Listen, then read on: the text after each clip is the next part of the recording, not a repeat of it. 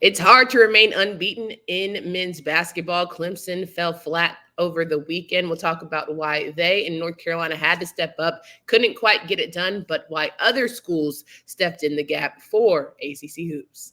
You are Locked On ACC, your daily podcast on the Atlantic Coast Conference, part of the Locked On Podcast Network, your team every day.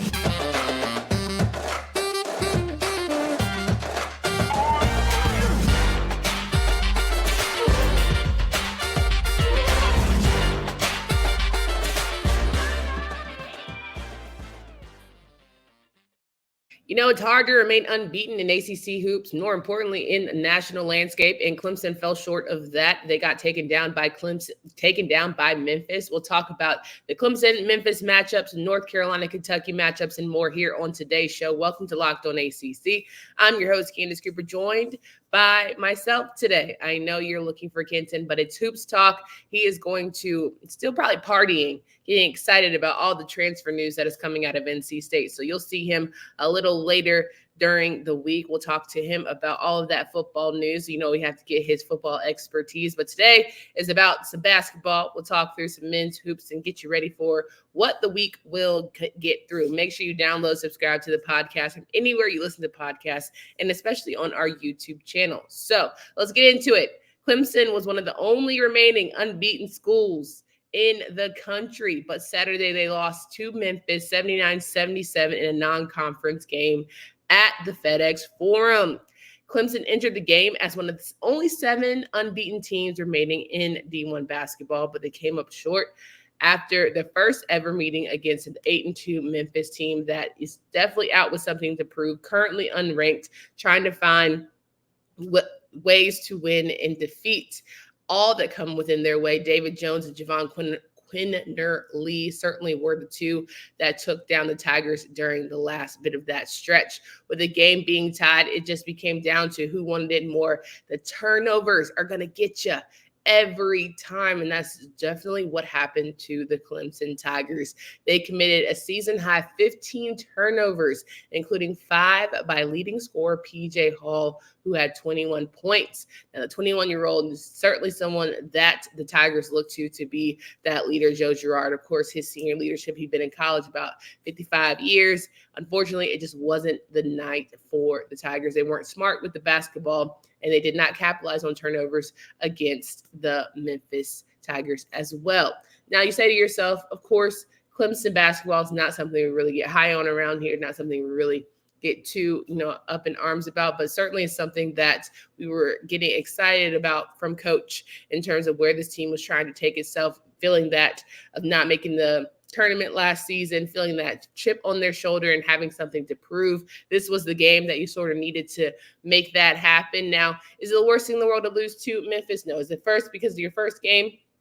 Absolutely not. You definitely can shake back, but you be mindful of like the big losses, the little losses, how the KenPom rankings and all that works. It certainly is one that you're not too worried about, but definitely don't want to have a spiral and consider how you have to move forward and sort of keep your head on a swivel and not make one loss become 2. So there's that. Clemson is certainly, again, a basketball team that we can get hype about, but it's the North Carolina team that we all know when we talk about ACC hoops that have to have that sort of staple big win moments and make sure that they put us in the right position to be successful. And I don't know if this North Carolina team can do it, but I have faith. We all know North Carolina graduate myself, of course, I'm a little bit biased, but I like to give it to you straight. And North Carolina came up very much short against a Kentucky team that just simply had more to prove that night, right? Now, Rob Dillingham decided that he wanted to score 17 points. He wanted to make sure that number 14 Kentucky always remembered the night that they played and held off North Carolina, and that's certainly what they did. You needed big moments from your big-time players, and then North Carolina just simply didn't get that.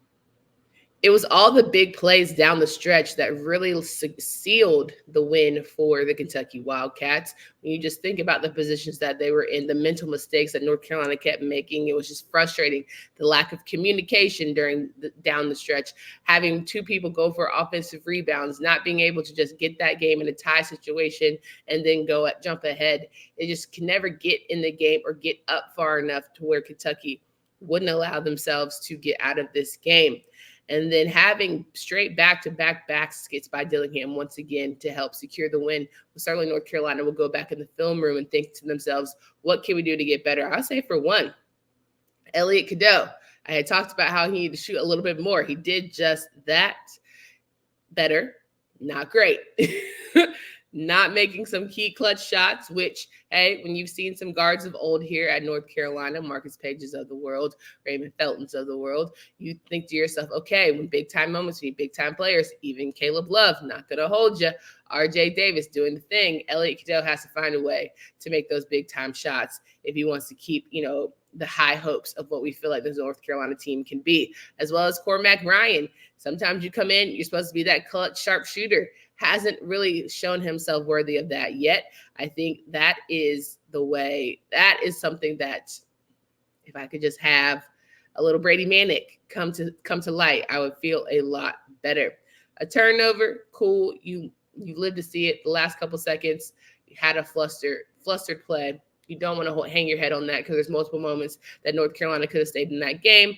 Unfortunately, they came up with the L, and now you say to yourself, North Carolina, when there's big moments, you're lucky you got that Tennessee win, but for other big-time top 25 matchups, it always seems to be Hubert Davis, unfortunately, falling short when it comes to those those games. And I think that what's really hard about all the situation for us is having confidence that this team is going to be able to step up the ACC tournament, NCAA tournament, make the NCAA tournament. I don't think that's going to be a problem this year, but you never know.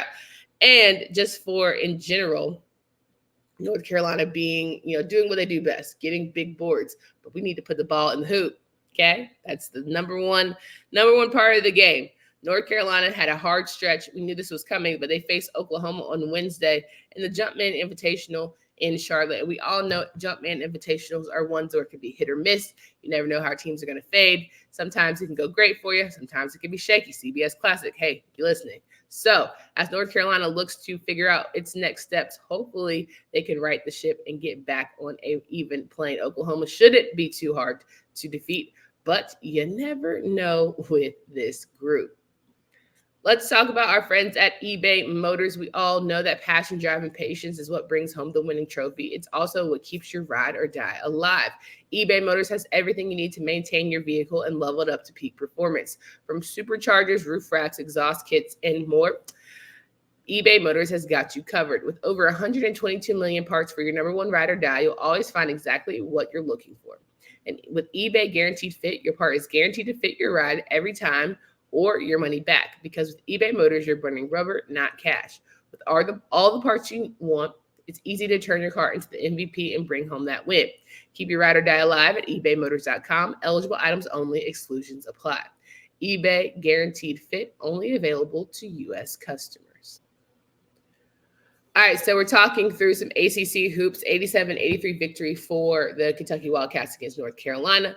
Memphis beat Clemson 79-77, but there were some good games and some good, hey, how you doing? Welcome to the party. Miami certainly has had a tough start to the year in terms of what we thought they would be, but they are proving themselves to be still a top 25 team that's able to get some victories. Shout out to Wooga Poplar, who had a great night, okay? A season high 25 points to help the Hurricanes beat LaSalle 84-77. Despite having an ankle injury, he just wanted to come out, stand on business, and do what he had to do. Norchad Omier also finished with 23 points, followed by Matthew Cleveland, former Florida State guy, with 14 for the night. Nigel Pack. They're becoming this quadruple.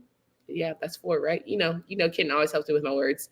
Becoming this nice set that hopefully can take the Hurricanes far this season.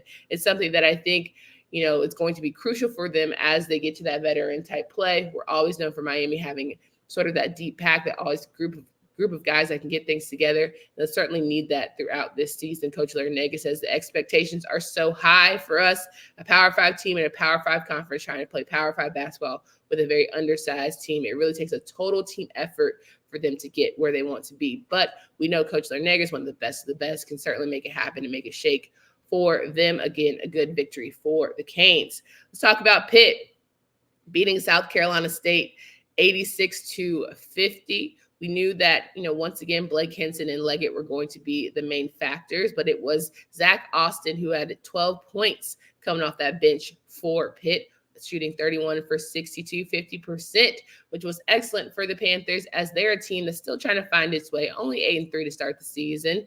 But if you think about just who the Panthers can be, they're very much a high, a low type of team. This is one where you get your confidence boost, and they certainly got that against the Bulldogs, and they'll keep rolling, and we'll see how it rocks.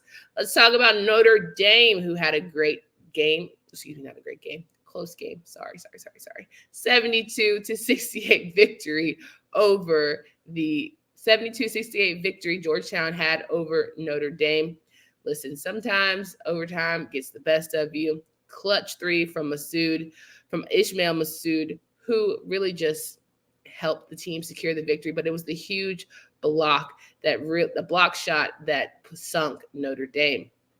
Now, we haven't talked much about Notre Dame this season. Honestly, there hasn't been much to share, but I think that overall this team is a good one that has potential. They play the second game of their 6-game homestand against the Citadel tonight, and I think it's just one of those situations where they have to bounce back. They have to figure out just how to it's a game of runs, but you have to put the game sort of away towards the end and going back and forth when you're not exactly the more experienced team or have the more skilled players. You're certainly going to give yourself a disadvantage, and that's certainly what happened against that Georgetown matchup.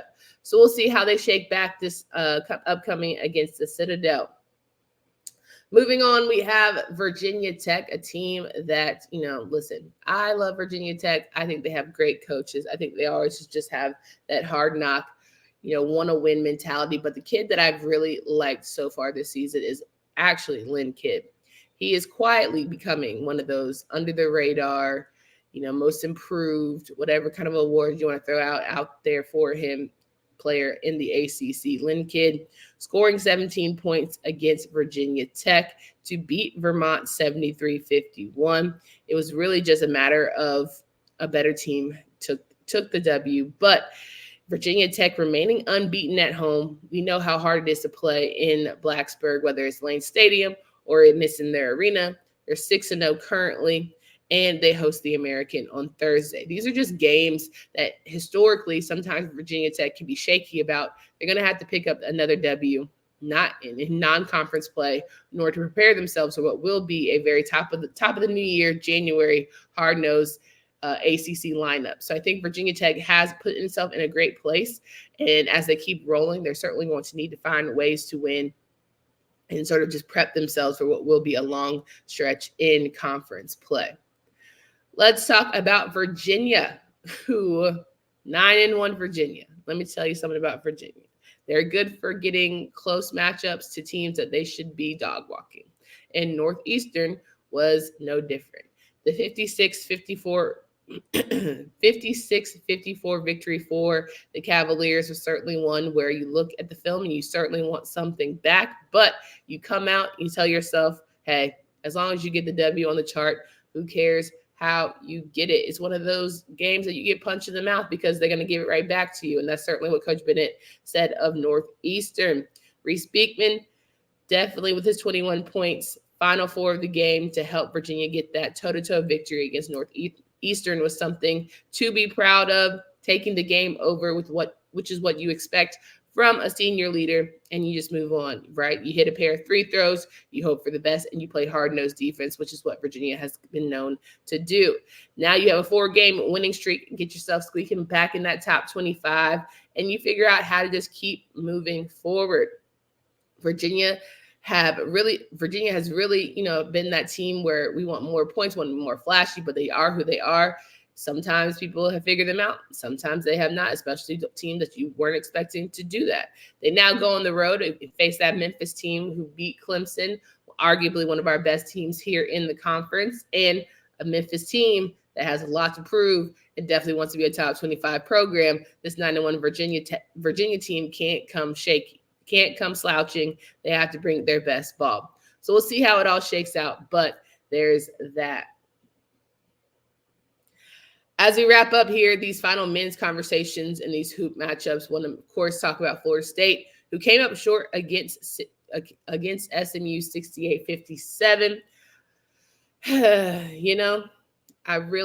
My heart is getting a little bit starting to pucker up against my guy, Coach Hamilton. There's just something that's not clicking for the Florida State men. They host North Florida on Thursday. I don't want to see Hamilton not make it through a season. I think he will because of off the strength, but it's just something about this team that just needs a mental turnaround, right? I think there's something about this team that has been struggling to get the ball in the basket. They just don't seem like they're communicating well against each other. It just feels like an off, hey, I'm looking for someone else to just be that leader. I think that ultimately they're not scoring, right? You have guys like Darren Green, who certainly trying to take the game over, but only 10 points is never going to do it, right? You have guys like Baba Miller, who try and take the game over, but you're going to need a little more than 6 to get it done. If you have one bench player coming off Spears with 10 points and you have everyone else barely making it out of double digits, it's never going to bode well for you, right? At the end of the day, free throws notwithstanding, I think it's going to take a miracle for Florida State to even consider themselves in the NCAA tournament, let alone not be one of the first teams to play on that Tuesday during the ACC tournament. I think it's just something to be mindful of for a program that is supposed to be one of the best in terms of where we have seen Hamilton build this program of men's basketball, and yet somehow just keeps falling flat. And you ask yourself, maybe it's just time for a change of the guards. Hopefully they'll figure something else out, but a team that's going to be joining the ACC, SMU, welcome to the party. And they certainly did a big win with that. We'll end you with Tennessee and NC State, 79-70 victory for Tennessee. And I will say, North Carolina is very lucky that they caught Tennessee on a down night, because this Tennessee program said, I don't know if you have North Carolina in your name, however it goes, we're here to give you that L. And they did just that. They hold off against a very strong NC State team who certainly made it hard for the Vols to get into that game. But it was physical, and it came down to just a will of wants, and Volunteers were ultimately able to do that. 10 points in the final 7 minutes to secure the victory for the Vols is something where you just have to, hold your head up and just get out alive and get out with the win. And that's what they did. DJ Horn, 16 points, DJ Burns, 15 points, and Jaden Taylor had 11. Not a bad game for the guys. It's just once you look at, again, turnovers, good game, you find yourself not hitting clutch shots when you need them. It always just, boils down to sometimes it's just not your night. And that certainly wasn't what it was for the Wolfpack. They were 8 for 18 on three-pointers after the fast start, and then they entered the game shooting 34% from three, but only shot 44% against Tennessee. Not something that you cry about, but certainly something you take back in the notes and you watch film on. As NC State gets ready to face St. Louis, hopefully it'll be a nice get-back game for them as they look towards the rest of the season.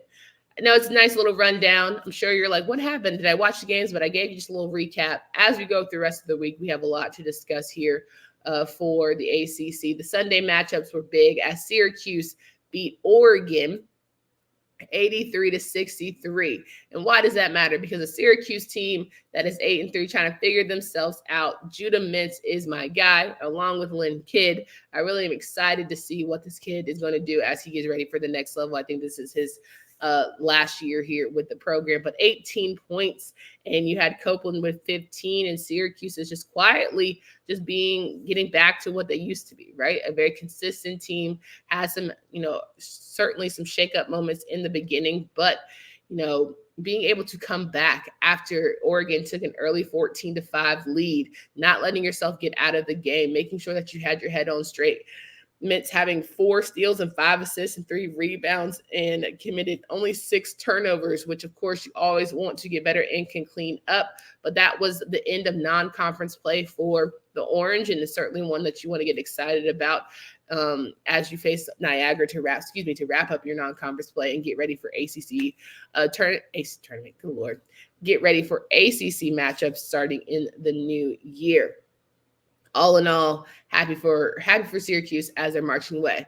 Now, Louisville picks up a win, 85-63 against Pepperdine, but let's just call it what it is, spade to spade here.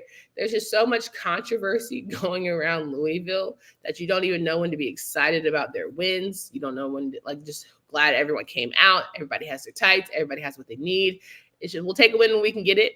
But if you think about where Louisville stands in ACC play, we need them to win more and more consistently to help elevate where we're trying to get the rest of our guys who are definitely going to have some postseason play in the conversation. We don't want to have too many more fringe players, if that makes sense. We have highs of highs when you have you guys like Brandon Huntley-Hatfield having big games and coming up clutch, but I certainly think it's one thing where Louisville still has a lot to figure out, and they have a lot of, just X's and O's that if you watch the game of basketball, you're just saying to yourself, yeah, it's cool to beat the ones you're supposed to beat, but not because, you did something so grand, but just because off the strength of some skill set there. I think that there's a lot of clock management and just figuring out, how to get certain lineups together. That's certainly going to be critical for Louisville down the stretch. So we'll keep our eyes peeled, but we will take a victory from Louisville whenever we can get it. Make sure you guys tune in for the rest of the week. We know that there's a lot of good matchups coming. Wake Forest beats Delaware State on Monday, and Tuesday there's full slates between Notre Dame, Citadel, Virginia and Memphis, as I mentioned, and North Florida and Florida State happening all tonight. You don't want to miss those games, but football is king around here, and we know that your favorite, who cannot join us today, is certainly going to have a lot to talk about in that transfer portal news, so make sure you check that out. We don't want you to be without those opportunities to get in and make comments. We'll go live later on Tuesday evening to talk through, Trey Benson, Fabian Lovett, right? 0 out. We got to talk about NC State, just going crazy in the portal with some of their pickups. And you look around some of the other schools, Jordan Waters deciding to go from Duke to NC State. That's just, is it cool to, cross-functional partner there? We'll talk about all of that. So make sure that you are locked in on those episodes and you check it out. Leave all the reviews and the love. We always appreciate you guys coming on. For Candace Cooper, until next time.